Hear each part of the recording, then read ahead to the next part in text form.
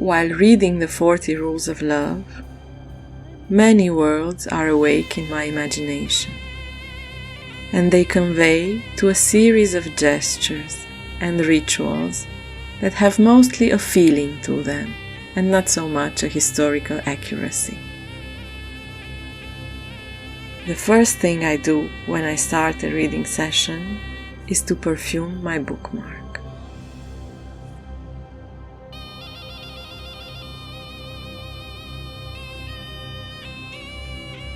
It gives me great pleasure to pair a book and a perfume, as they appeal to both my intellect and my abstract sense of smell. For the 40 Rules of Love, I turn to Smyrna by Couvent des Minimes. This journey to the Orient begins with vigorous bergamot top notes and other citrus aromas. Then, Turkish rose chimes in, with its velvety and voluptuous character, under which spices and the dark perfume of black pepper reside.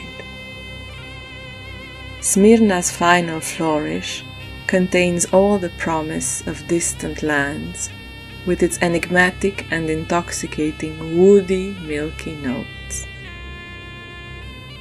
I find myself somewhere between the Turkish roots of Elif Shafak and the enchanted spices of Persia.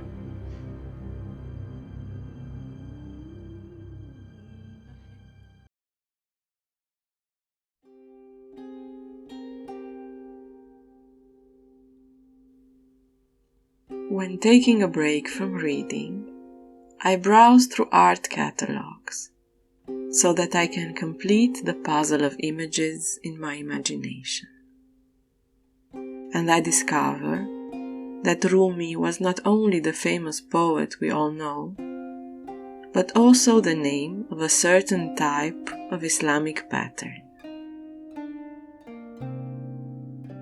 Biomorphic art is one of the 3 distinct disciplines of Islamic art, together with calligraphy and geometry. The floral and animal patterns of biomorphic designs represent the underlying order and unity of nature, and they are found in various cultures, from Morocco to Malaysia.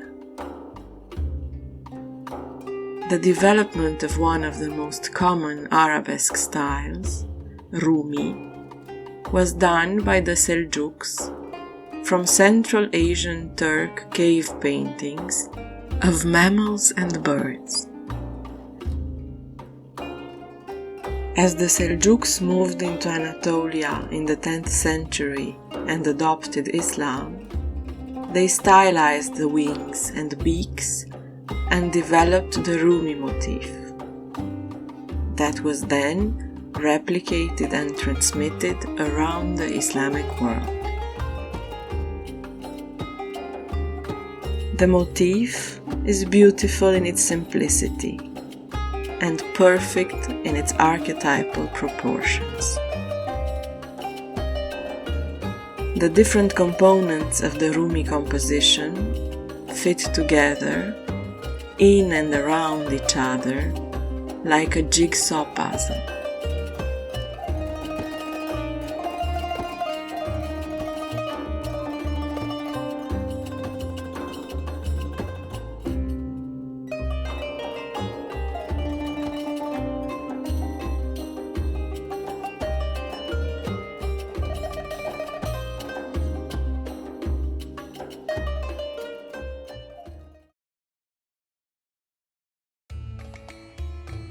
All this information makes me hungry.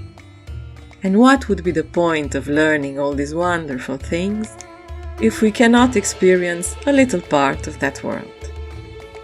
So I decided to invent an eggplant dip inspired by the Middle Eastern cuisine. I oven roast 2 medium eggplants and 3 cloves of garlic. Meanwhile, I make a walnut powder from lightly toasted walnuts.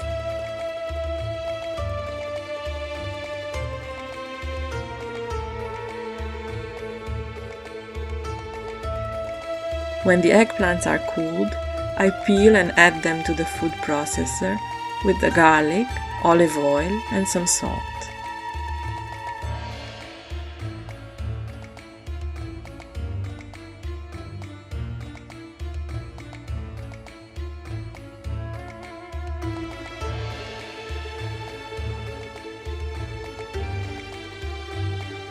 The result is a journey for your taste buds. A light yet grounding appetizer, or maybe a light dinner with some fresh salad on the side.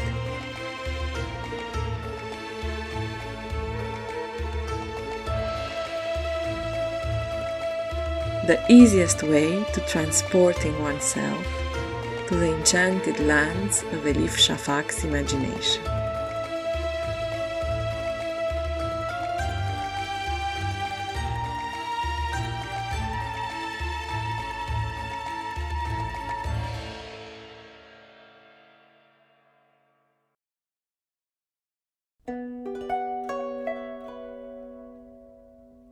If Sufism is at the heart of the novel, then how can we pass by such a rich and exciting subject?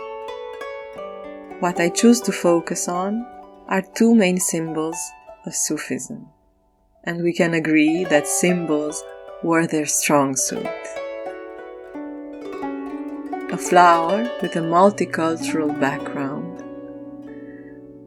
The rose has fascinated our ancestors since the beginning of time. The aesthetics, the perfume, the various rituals it accompanies, the rose is truly a universal symbol. In the mystical Muslim tradition of Sufism, the rose, that exquisite flower attached to a long, thorny stem, symbolizes the mystic path to Allah. Rumi writes, "What is the scent of the rose? The breath of reason and intelligence, a sweet guide on the way to the eternal kingdom."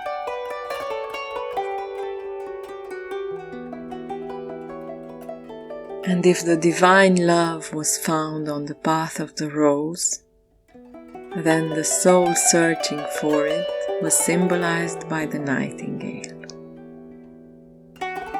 The nightingale of Sufi poetry, yearning for the rose, singing night and day of its unfulfilled longing and union, suffering without complaint the sting of its thorns, is the soul longing for eternal beauty.